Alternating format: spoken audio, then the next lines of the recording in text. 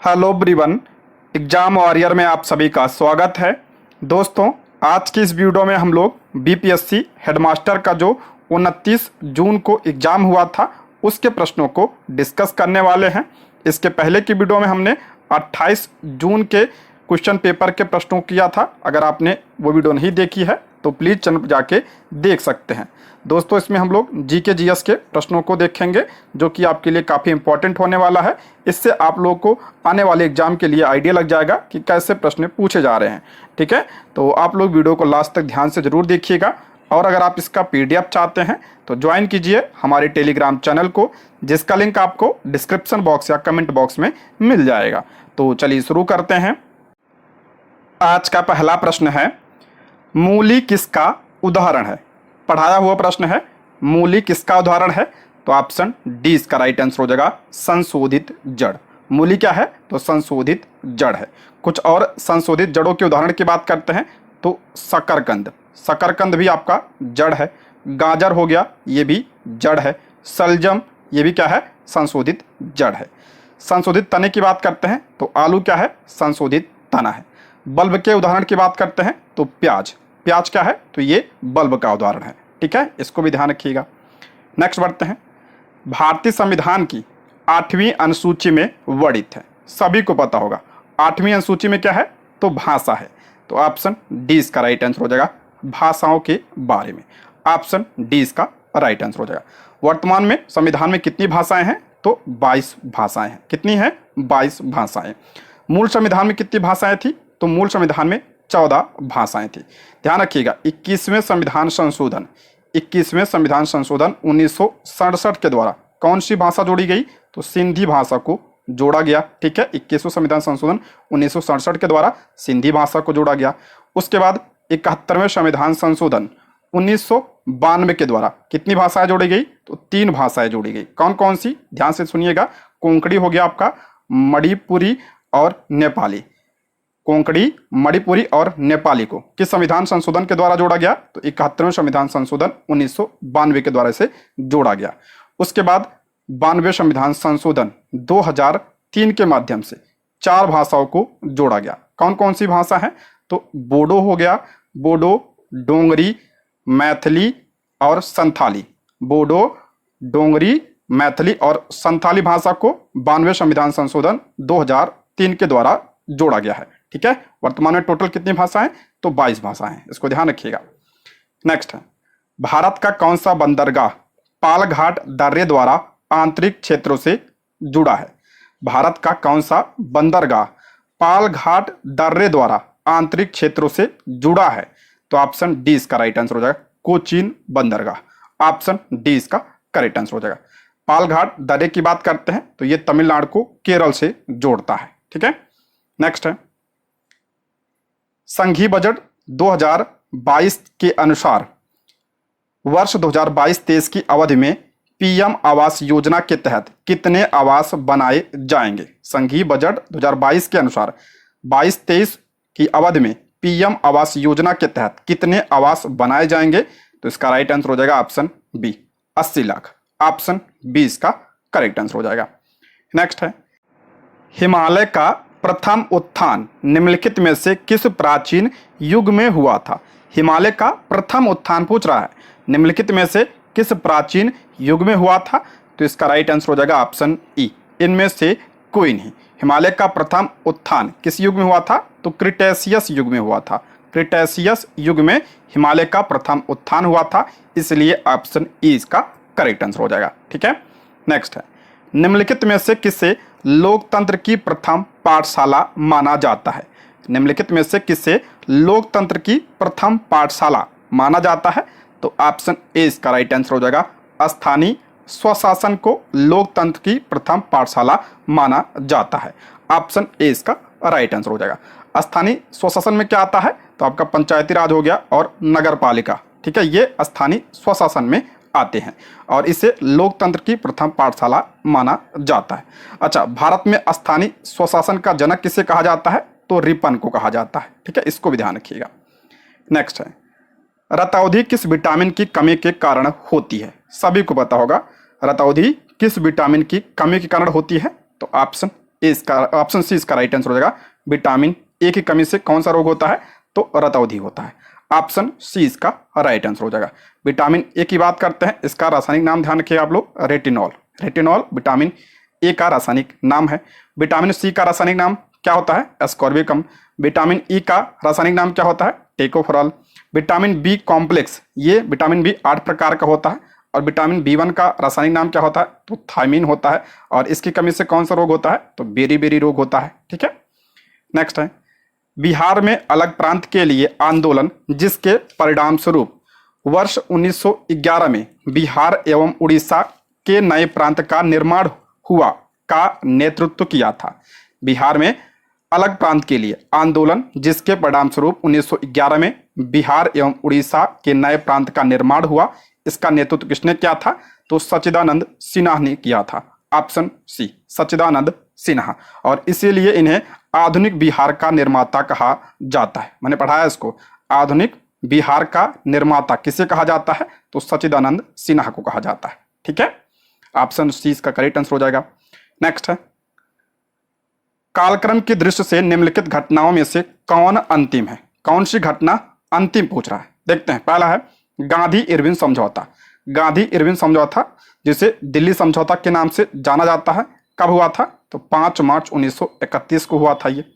खिलाफत आंदोलन, इसकी शुरुआत कब हुई थी? 1919 में इसकी शुरुआत हुई थी। भगत सिंह की फांसी, भगत सिंह को फांसी कब हुई थी? तो 23 मार्च 1931 को भगत सिंह को फांसी हुई थी। चौथा है होम रूल आंदोलन, ये कब शुरू हुआ था? 1916 में। अगला है भारतीय राष्ट्रीय कांग्रेस का कराची अधिवेशन। भारतीय राष्ट्रीय कांग्रेस का कराची अधिवेशन ये कब हुआ था? इंपॉर्टेंट है ये, 29 मार्च 1931 को हुआ था कराची अधिवेशन। तो सबसे अंतिम घटना कौन सी है? तो ऑप्शन ए इसका राइट आंसर हो जाएगा। भारतीय राष्ट्रीय कांग्रेस का कराची अधिवेशन 29 मार्च 1931 को हुआ था। और इस अधिवेशन की अध्यक्षता किसने किया था? तो सरदार वल्लभ भाई पटेल ने इसकी अध्यक्षता की थी। ठीक है, इंपॉर्टेंट है ये। नेक्स्ट है, 1932 में पूना पैक्ट के बाद हरिजन सेवक संघ की स्थापना हुई, इसके अध्यक्ष थे। ये तो एग्जैक्ट प्रैक्टिस सेट जो मैंने कराया है उसी से प्रश्न पूछा गया है। लगभग जितने प्रश्न है इसमें पूछे गए सब पढ़ाया हुआ प्रश्न है। ठीक है, 2-4 को छोड़कर बाकी सारे पढ़े हुए प्रश्न आए हैं इसमें। 1932 में पूना पैक्ट के बाद हरिजन सेवक संघ की स्थापना हुई, इसके अध्यक्ष कौन थे? तो option C Ghanshyam Das Birla. Option C इसका करेक्ट आंसर हो जाएगा।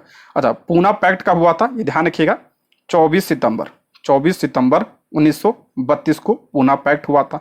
और इसके बाद 30 सितंबर 1932 को जो है किसकी स्थापना होती है?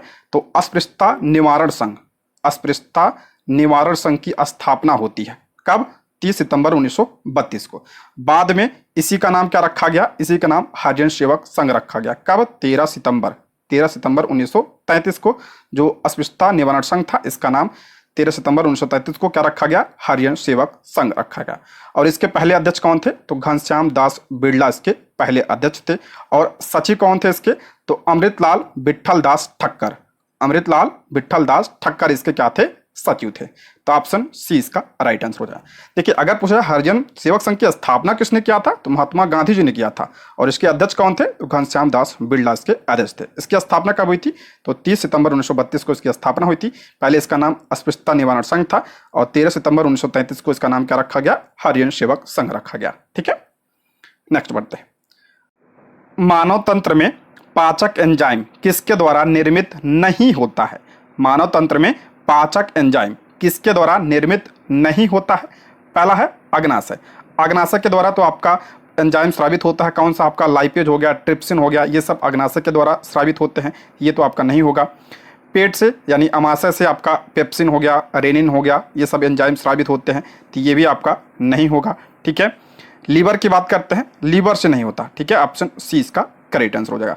लीवर से किसका स्राव होता है? तो पित्त रस का स्राव होता है, जो क्या करता है? वसा का अम्लशीकरण करता है, यानी जो है वसा को छोटे छोटे टुकड़ों में ये तोड़ता है, पित्त रस। ठीक है, और लार से जो है कौन सा एंजाइम स्रावित होता है? तो टाइलिन स्रावित होता है। ठीक है, टाइलिन। तो इसका राइट आंसर हो जाएगा ऑप्शन सी लीवर। नेक्स्ट है, भारत का प्रथम केबल आधारित रेलवे पुल किस राज्य या केंद्र शासित प्रदेश में स्थित है? भारत का प्रथम केबल आधारित रेलवे पुल किस राज्य में है? तो ऑप्शन 20 का राइट आंसर हो जाएगा जम्मू कश्मीर। ऑप्शन 20 का करेक्ट आंसर हो जाएगा। और ये किस नदी पर बनाया गया है? तो अंजी नदी पर यह बनाया गया है। ठीक है, नेक्स्ट है, भारतीय संविधान का कौन सा भाग पंचायत राज व्यवस्था से संबंधित है? भारतीय संविधान का कौन सा भाग पंचायती राज व्यवस्था से संबंधित है? तो मैंने बताया था भाग 9। तो ऑप्शन क्या हो जाएगा इसमें? सी इसका राइट आंसर हो जाएगा, भाग 9, ऑप्शन सी। अच्छा, पंचायती राज व्यवस्था को संवैधानिक दर्जा किसके द्वारा प्रदान किया गया था? तो 73वें संविधान संशोधन 1992 के द्वारा इसे संवैधानिक दर्जा प्रदान किया गया था। और इसके द्वारा संविधान में भाग 9 जोड़ा गया था। और कौन सी अनुसूची जोड़ी गई थी? 11वीं अनुसूची जोड़ी गई थी। अच्छा, ये 73वां संविधान संशोधन लागू कब हुआ था? ये इंपॉर्टेंट है। तो 24 अप्रैल 1993 को यह लागू हुआ था।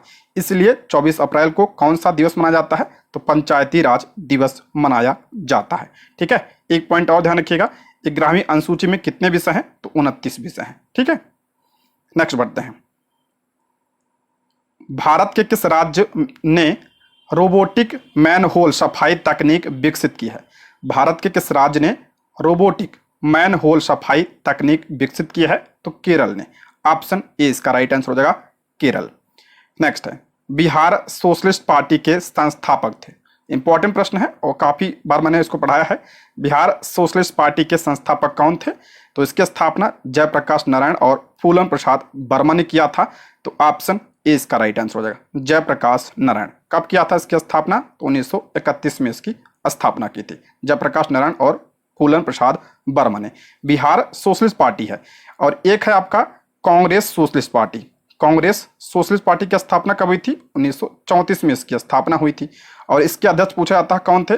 तो इसके अध्यक्ष आचार्य नरेंद्र देव थे। और सचिव कौन थे? तो जयप्रकाश नारायण थे। इसको भी ध्यान रखिएगा। नेक्स्ट, निम्न में से कौन सा पौधों में मौजूद होता है लेकिन जानवरों में नहीं? कौन सा पौधों में मौजूद होता है लेकिन जानवरों में नहीं होता है? तो फैट तो ये आपका जानवरों में होता है। स्टार्च नहीं होता, स्टार्च और सेलुलोज भी नहीं होता है जानवरों में। तो इसमें बी और सी दोनों होगा, स्टार्च भी नहीं होता है और सेलुलोज भी नहीं होता है। तो इसलिए ऑप्शन ई इसका राइट आंसर हो जाएगा, उपयुक्त में से एक से अधिक, ऑप्शन ई। नेक्स्ट है, संघीय बजट 2022 में गति शक्ति योजना के लिए आगामी 25 वर्षों के लिए कितना बजट आवंटित किया गया है? संघीय बजट 2022 में गति शक्ति योजना के लिए आगामी 25 वर्षों के लिए कितना बजट आवंटित किया गया है? तो इसका राइट आंसर हो जाएगा option B, 107 lakh crore. Option B इसका राइट आंसर हो जाएगा। नेक्स्ट, भारत के प्रमुख कोयला निक्षेप किस क्रम में पाए जाते हैं? भारत के प्रमुख कोयला निक्षेप किस क्रम के चट्टान में पाए जाते हैं? मैंने बताया था ऑप्शन डी, गोंडवाना क्रम के चट्टान में। ऑप्शन डी इसका करेक्ट आंसर हो जाएगा। नेक्स्ट है, निम्नलिखित में से कौन भारत के संविधान सभा के संवैधानिक सलाहकार थे?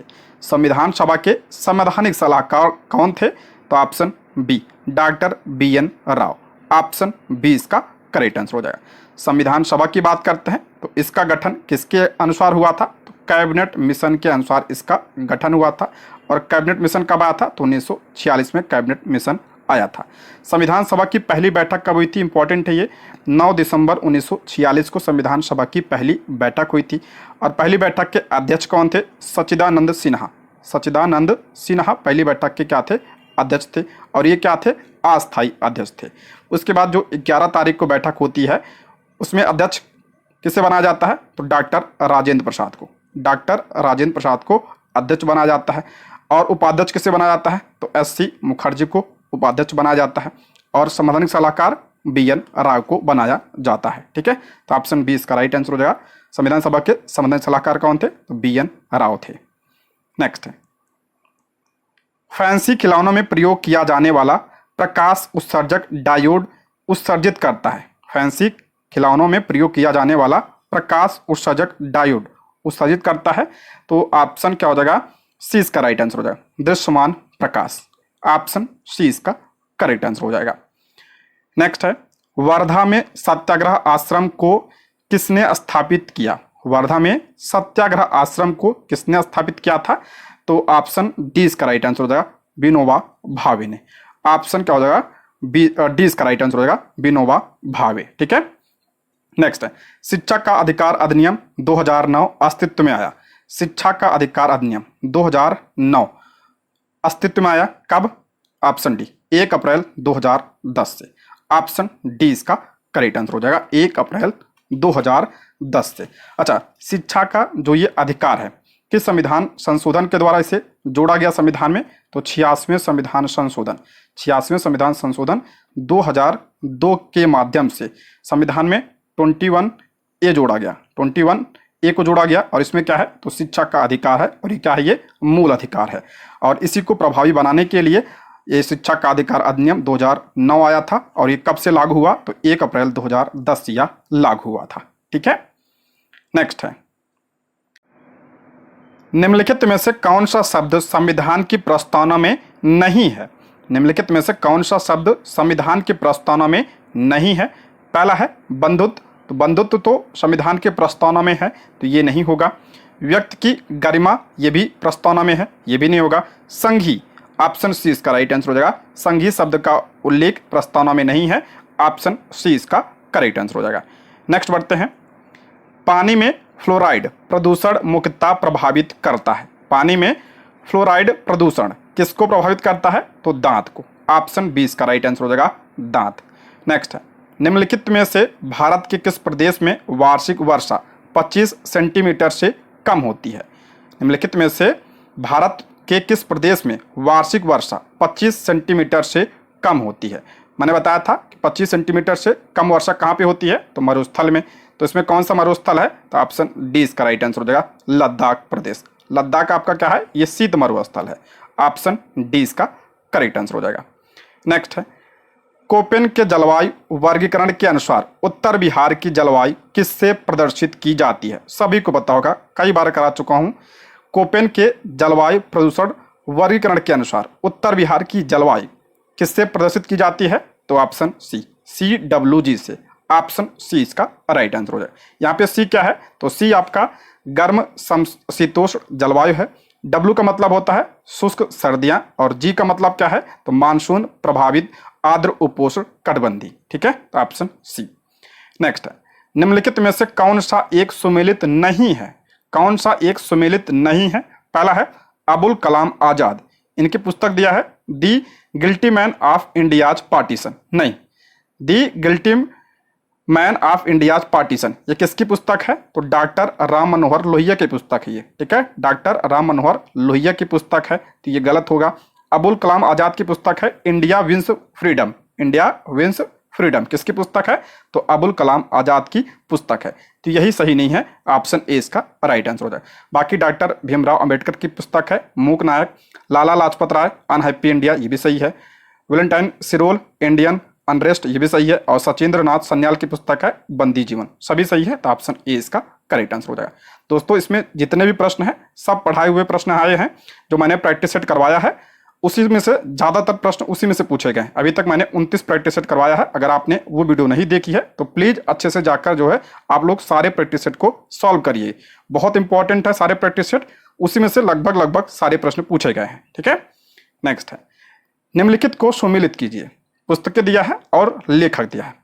लैला मजनू किसकी पुस्तक है? तो अमीर खुसरो की।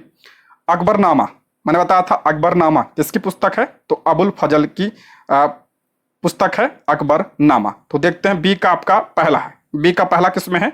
तो बी का पहला इसमें है, तो ऑप्शन सी इसका राइट आंसर है। लैला मजनू आपका ए का चौथा हो जाएगा। उसके बाद बी का पहला। बादशाहनामा किसकी है? तो अब्दुल हामिद की है बादशाहनामा। और तहकीक ए हिंद ये किसकी पुस्तक है? तो अलबरूनी की। ठीक है, तो ऑप्शन सी इसका करेक्ट आंसर हो जाएगा। नेक्स्ट है, 2017 में निम्नलिखित में से किसे स्वच्छ भारत मिशन का ब्रांड एम्बेसडर नियुक्त किया गया? 2017 में निम्नलिखित में से किसे स्वच्छ भारत मिशन का ब्रांड एम्बेसडर बनाया गया था? तो शिल्पा शेट्टी को। ऑप्शन बी इसका राइट आंसर हो जाएगा, शिल्पा शेट्टी। नेक्स्ट है, मायोपिया बीमारी निम्न से संबंधित होती है। सभी को पता होगा मायोपिया किससे संबंधित है? तो आंख। ऑप्शन ए इसका राइट आंसर है। मायोपिया क्या होता है? निकट दृष्टि दोष को ही मायोपिया कहा जाता है। निकट दृष्टि दोष को मायोपिया कहा जाता है। अच्छा, निकट दृष्टि दोष को दूर करने के लिए किस लेंस का प्रयोग किया जाता है? तो अवतल लेंस का प्रयोग किया जाता है। ठीक है, अवतल लेंस का प्रयोग किया जाता है, ये ध्यान रखिएगा। अगर हम बात करते हैं दूर के लिए, दूर दृष्टि दोष के लिए किस लेंस का प्रयोग किया जाता है, तो उत्तल लेंस का प्रयोग किया जाता है। ठीक, नेक्स्ट है गदर पार्टी का पत्र गदर था। देखिए गदर पार्टी का पत्र गदर पूछ रहा क्या था, मैंने बताया था ये ऑप्शन डी, एक साप्ताहिक पत्र था ये, ऑप्शन डी इसका करेक्ट आंसर हो जाएगा। गदर क्या था, ये एक साप्ताहिक पत्र था। अच्छा ये भी मैंने बताया था कि जो गदर था इसका पहला अंक किस भाषा में प्रकाशित हुआ था, तो उर्दू भाषा में प्रकाशित हुआ था। पहला अंक जो है उर्दू में प्रकाशित हुआ था, ये आप लोग ध्यान रखिएगा। गदर पार्टी की बात करते हैं, गदर पार्टी की स्थापना कब हुई थी, 1913 में इसकी स्थापना हुई थी। कहाँ पे, तो सैन फ्रांसिस्को अमेरिका में। किसने किया था, तो लाला हरदयाल ने इसकी स्थापना की थी। लाला हरदयाल ने इसकी स्थापना की थी 1913 में सैन फ्रांसिस्को अमेरिका में। अच्छा इसके संस्थापक अध्यक्ष पूछा था, कौन थे इसके अध्यक्ष, तो सोहन सिंह भाखना। सोहन सिंह भाखना जो है इसके क्या थे, अध्यक्ष थे। ठीक है, नेक्स्ट कारों और वाहनों में इंजन की कूलिंग निम्न के द्वारा होती है। कारों और वाहनों में इंजन की कूलिंग किसके द्वारा, तो रेडिएटर के द्वारा, इसी में पानी डाला जाता है। ऑप्शन 20 का राइट आंसर हो जाएगा रेडिएटर। नेक्स्ट है प्रत्येक वर्ष विश्व रेड क्रॉस और रेड क्रिसेंट दिवस मनाया जाता है। प्रत्येक वर्ष विश्व रेड क्रॉस और रेड क्रिसेंट दिवस कब मनाया जाता है, तो 8 मई को, ऑप्शन सी 8 मई को। नेक्स्ट बढ़ते हैं, निम्नलिखित में से कौन सा प्रदेश कपास की खेती के लिए अत्यंत उपयुक्त है। सभी को पता होगा निम्नलिखित में से कौन सा प्रदेश कपास की खेती के लिए अत्यंत उपयुक्त है, तो कौन सा, तो दक्कन ट्रैप। ऑप्शन डी इसका राइट आंसर हो जाएगा दक्कन ट्रैप। अच्छा यहाँ पे कौन सी मिट्टी पाई जाती है, तो आपका काली मिट्टी पाई जाती है, काली मिट्टी। और काली मिट्टी किसके लिए उपयोगी होती है, तो कपास के लिए उपयोगी होती है।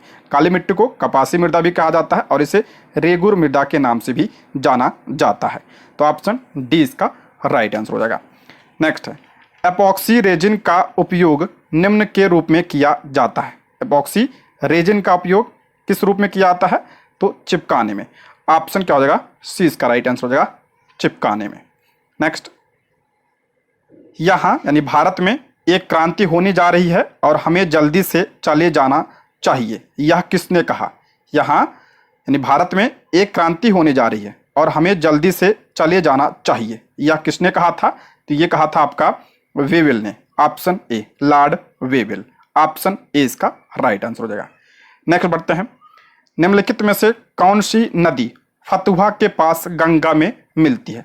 कई बार ये पढ़ा चुका हूँ प्रैक्टिस सेट में। निम्नलिखित में से कौन सी नदी फतुहा के पास गंगा में मिलती है, तो पुनपुन नदी।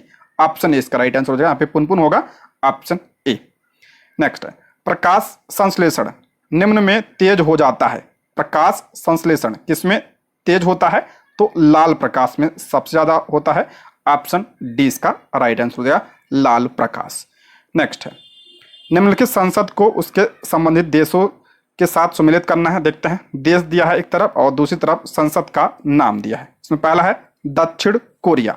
दक्षिण कोरिया के संसद का नाम क्या है, तो राष्ट्रीय सभा। तो यानी ए का हो जाएगा आपका दूसरा, ए का दूसरा हो जाएगा। उत्तर कोरिया, उत्तर कोरिया के संसद का नाम है सर्वोच्च लोकसभा, बी का आपका तीसरा हो जाएगा। नेपाल की संसद का नाम है विधायिका संसद और फिलीपींस की संसद का नाम है कांग्रेस। ठीक है, नेक्स्ट बढ़ते हैं, निम्नलिखित में से कौन सा कथन सही है। पहला इसमें लाला लाजपत राय भारतीय राष्ट्रीय कांग्रेस के अध्यक्ष कभी भी नहीं चुने गए थे, ये गलत है। लाला लाजपत राय कराया कि लाला लाजपत राय भारतीय राष्ट्रीय कांग्रेस के कभी अध्यक्ष नहीं चुने गए थे, ये गलत है। चुने गए थे, कब चुने गए थे, जो 1920 का कलकत्ता अधिवेशन हुआ था उसकी अध्यक्षता किसने किया था, तो लाला लाजपत राय ने किया था। तो पहला गलत है। दूसरा है महात्मा गांधी का जन्म गांधीनगर में हुआ था। महात्मा गांधी का जन्म जो है गांधीनगर में नहीं हुआ था, बल्कि कहाँ पे हुआ था, तो पोरबंदर में हुआ था। कब हुआ था, 1869 में हुआ था। भगत सिंह ने फॉरवर्ड ब्लॉक की स्थापना, फॉरवर्ड ब्लॉक गठित किया था, नहीं, फॉरवर्ड ब्लॉक की स्थापना किसने किया था, तो 1929 में सुभाष चंद्र बोस ने फॉरवर्ड ब्लॉक की स्थापना की थी। तो इसमें पूछ रहा है कौन सा कथन सही है, कोई भी कथन सही नहीं है, सारे गलत है। ये भी आपका गलत है, ये भी गलत है। ठीक है, ऑप्शन ई इसका राइट आंसर, कोई सही नहीं है, ऑप्शन ई। नेक्स्ट बढ़ते हैं, निम्नलिखित नगरों में से कौन सा नगर तमिलनाडु का मैनचेस्टर कहा जाता है। तमिलनाडु का मैनचेस्टर किसे कहा जाता है? तो कोयम्बटूर को कहा जाता है। ऑप्शन ए इसका राइट आंसर है। कोयम्बटूर को तमिलनाडु का मैनचेस्टर कहा जाता है। अच्छा, भारत का मैनचेस्टर किसे कहा जाता है? तो अहमदाबाद को कहा जाता है। अहमदाबाद को भारत का मैनचेस्टर कहा जाता है। नेक्स्ट है, हाल ही में उद्घाटन किए गए भारत के पहले बालिका सैन्य विद्यालय का स्थान कौन सा शहर है? इसको करंट अफेयर मैंने पढ़ाया था। हाल ही में उद्घाटन किए गए भारत के पहले बालिका सैन्य विद्यालय का स्थान कौन सा शहर है? तो वृंदावन। ऑप्शन सी इसका राइट आंसर हो जाएगा, वृंदावन। और इसका उद्घाटन किसने किया था? तो राजनाथ सिंह ने किया था। नेक्स्ट है, इनसैट 3D निम्नलिखित में से किस तारीख को लॉन्च किया गया था? देखिए यहाँ पे इनसैट 3D की बात हो रही है। इनसैट 3D को कब लॉन्च किया गया था? तो 23 जुलाई 2013 को इसे लॉन्च किया गया था। तो इसके हिसाब से ऑप्शन ई इसका राइट आंसर हो जाएगा, इनमें से कोई नहीं। ऑप्शन ई इसका करेक्ट आंसर हो जाएगा। एक है इनसैट 3DS। इनसैट 3DS इसको कब लॉन्च किया गया था? इसको 17 फरवरी 2024 को लॉन्च किया गया था। लेकिन इसमें इनसैट 3D पूछा है तो 2013 होगा, ठीक है, इसीलिए ऑप्शन ई इसका राइट आंसर होना चाहिए। नेक्स्ट है, निम्न में अर्धचालक यानी सेमीकंडक्टर है, कौन सा अर्धचालक है इनमें से? तो सिलिकॉन है। Option D silicon. नेक्स्ट है, रेनकोट और टेंट के वाटरप्रूफ गुण किसके कारण होते हैं? रेनकोट और टेंट के वाटरप्रूफ गुण किसके कारण होते हैं? तो सतह तनाव के कारण। ऑप्शन डी इसका राइट आंसर हो जाएगा, सतह तनाव। नेक्स्ट है, निम्नलिखित में से किसे उर्दू साहित्य में साहित्य अकादमी पुरस्कार 2023 से सम्मानित किया गया? निम्नलिखित में से किसे उर्दू साहित्य में साहित्य अकादमी पुरस्कार 2023 से सम्मानित किया गया? तो ऑप्शन सी सादिका नवाब को। ऑप्शन सी इसका राइट आंसर हो जाए। साहित्य अकादमी पुरस्कार की बात करते हैं, ये कितनी भाषाओं में दिया जाता है? तो 24 भाषाओं में दिया जाता है, जिसमें आपका 22 भाषाएं वे शामिल हैं जो संविधान की 8वीं अनुसूची में है, और 2 भाषाएं कौन कौन सी हैं? राजस्थानी और अंग्रेजी। टोटल 24 भाषाओं के साहित्य के लिए दिया जाता है। 2023 में उर्दू साहित्य में किसे मिला है? तो सादिका नवाब को मिला है। किसके लिए? तो इनके उपन्यास राजदेव की अमराई, इनके उपन्यास राजदेव की अमराई के लिए इन्हें प्रदान किया गया है, ठीक है, 2023 में। और हिंदी में किसे मिला? ये ध्यान रखिएगा, हिंदी वाला भी इंपॉर्टेंट है। हिंदी में किसे मिला है? तो हिंदी में मिला है संजीव को। किसे मिला है? तो संजीव को मिला है। किसके लिए? तो इनके उपन्यास मुझे पहचानों के लिए इन्हें प्रदान किया गया है। मुझे पहचानों के लिए इन्हें प्रदान किया गया हिंदी में। अंग्रेजी में किसे मिला है? ये भी इंपॉर्टेंट है अंग्रेजी में। तो अंग्रेजी में नीलम शरण गौर को मिला है, नीलम शरण गौर को। और किसके लिए? तो इनके उपन्यास रेक्यूम इन रागा जानकी के लिए इन्हें प्रदान किया गया है, ठीक है। नेक्स्ट है, भारत के राष्ट्रपति का कार्यकाल सरकारी प्रणालियों के किस संयोजन की विशेषता नहीं है? भारत के राष्ट्रपति का कार्यकाल सरकारी प्रणालियों के किस संयोजन की विशेषता नहीं है? पहला है अध्यक्षीय एवं गणतंत्रात्मक, ये तो होगा क्योंकि संसदीय व्यवस्था में क्या होता है? संसदीय व्यवस्था में प्रमुख कौन होता है? वैसे तो प्रधानमंत्री होता है, ठीक है, प्रधानमंत्री होता है। अध्यक्षीय व्यवस्था में क्या होता है? तो राष्ट्रपति जो है शासन चलाता है। अध्यक्षीय व्यवस्था में राष्ट्रपति शासन चलाता है, जैसे अमेरिका हो गया। तो ये तो आपका सही है, राष्ट्रपति जो है ये आपका अध्यक्षीय शासन में होता है, तो ये आपका सही है। संसदीय एवं गणतंत्रात्मक, संसदीय में क्या होता है? मैंने बताया अभी प्रधानमंत्री प्रमुख होता है, तो ये आपका नहीं होगा, ठीक है, इसमें नहीं ही पूछा है, ठीक है, नहीं पूछा है, तो ये होगा, ठीक है। प्रजातांत्रिक एवं गणतंत्रात्मक ये तो होता है। और संसदीय एवं संघीय, संसदीय है तो यहाँ पे प्रधानमंत्री होना चाहिए, तो ये होगा बी और डी, ये नहीं है, ठीक है। तो ऑप्शन क्या होगा? ई इसका करेक्ट आंसर हो जाएगा, ऑप्शन ई। उपयुक्त में से एक से अधिक होगा इसमें। नेक्स्ट है, निम्नलिखित में से कौन सा राष्ट्रीय राजमार्ग उत्तर प्रदेश, मध्य प्रदेश तथा महाराष्ट्र से गुजरता है? निम्नलिखित में से कौन सा राष्ट्रीय राजमार्ग उत्तर प्रदेश, मध्य प्रदेश तथा महाराष्ट्र से गुजरता है? NH3 दिया है, NH और दिख नहीं रहा इसमें क्या क्या दिया है, तो पुराने हिसाब से देखेंगे तो NH3 होना चाहिए इसमें, ठीक है, लेकिन ये पुराना है। वर्तमान के हिसाब से ई भी हो सकता है, देखते हैं BPSC इसका क्या आंसर मानता है, ठीक है, मैं बता दूंगा इसको।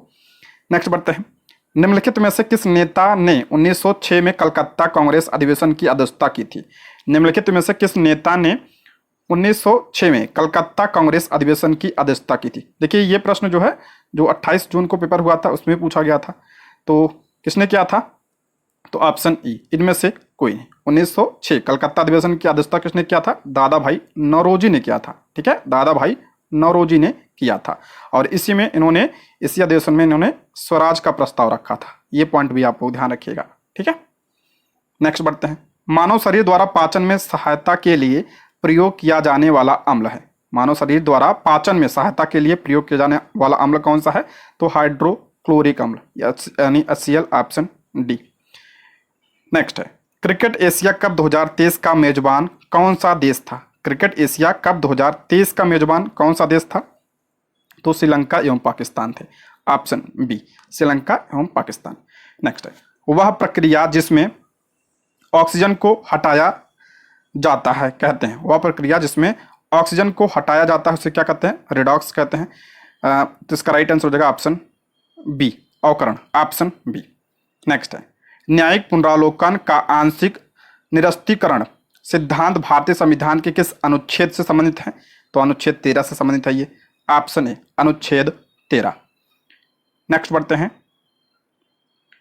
निम्नलिखित में से किस राज्य में भूम जोत के आकार का सबसे कम आकार जो है सबसे कम पाए जाते हैं? निम्नलिखित राज्यों में से किस राज्य में भूमि जोत के आकार सबसे कम पाए जाते हैं? तो इसमें Bihar, option D, Bihar. Next है, सेरोलॉजी निम्न का अध्ययन है। सेरोलॉजी पूछा है, तो सेरोलॉजी में किसका अध्ययन किया जाता है? तो छिपकलियों का अध्ययन किया जाता है। ये तो देखिए ये सेरोलॉजी है। एक आपका सीरोलॉजी, सीरोलॉजी में किसका अध्ययन किया जाता है? तो इसमें रक्त सीरम का अध्ययन किया जाता है, ठीक है, रक्त सीरम का अध्ययन किया जाता है। लेकिन इसमें सेरोलॉजी पूछा है तो इसलिए छिपकली का अध्ययन होगा इसमें, ऑप्शन ए इसका करेक्ट आंसर हो जाएगा, ठीक है दोस्तों। इसमें जीके जीएस के इतने प्रश्न थे, ठीक। आप लोग कमेंट बॉक्स में बताइएगा वीडियो कैसी लगी, और आप अगर आपने अभी तक हमारे चैनल को सब्सक्राइब नहीं किया है तो चैनल को सब्सक्राइब भी कर लीजिएगा, ठीक। ये रहे आज के प्रश्न। Thank you for watching.